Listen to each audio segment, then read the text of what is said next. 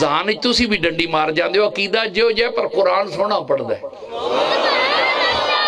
साबित होया कुरान सोहना नहीं पढ़ीदा, वेखीदा जिहदे दिल विच मिट्टी दा तेल होवे टीन विच।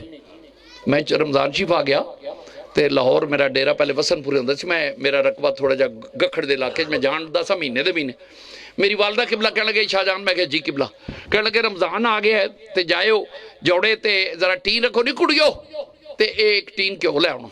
मैं चला गया, बीबियां तियां आईयां, मैं क्या भैने एक टीन क्यों पिंड चो लै लू के भरो, वो भर दिता।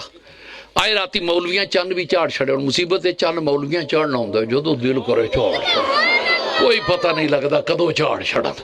वो राती चंद चढ़ गया, रौला पिया पवे ते टीन पे वजन ते ढोल पिया खड़के ते जाना पईयां होण ते रौला पिया पवे ते चंद गया चढ़। जिन्ना मतलब सरगी वेले साडे घर वाले पे उठ ते पराठे ले पका ते जिन्ना ले खा ते जिन्ना मतलब वो बॉम बॉम पे करन जो मतलब ते वाशरूमां ते उल्टियां पईयां आवन ते छल्लां पईयां पैन। मेरी वालदा किबला ने बुलाया, कहन लगे चंगा क्यों लाया, मैनू उल्टी आ गई, निके शाह जी साहब आ गई तेरी, ओ वेख भैन ओ बेटी घर कम करदी जोरा, ओ वेख शंक ते खड़ी उल्टियां पई होंदियां। मैं क्या मीजा रबेका बगवा क्यों ते बिल्कुल देसी है, सुच्चा देसी। तो फिर घ्यो नू की लग गया, हजम क्यों नहीं होया? गल ना समझा, मैं मुजरम, घ्यो नू लग की गया।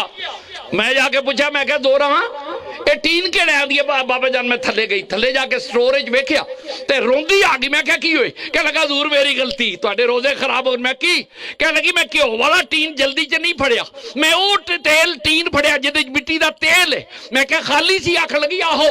ते खाली टीन मिट्टी दे तेल दा होवे, ओदे तेल हो के अंदरों निकल जाए ते घ्यो भी पवे ते उल्टियां ला देंदा है। मैं कुरान भी जे भैड़ा दिल होवे ते आवे यू दिलो भी कसीरम व यादी भी कसीरा। एक कुरान पढ़ के गुमराह हो जाएंगे, कुरान पढ़ के मुस्तफा दे गुलाम हो जाएंगे।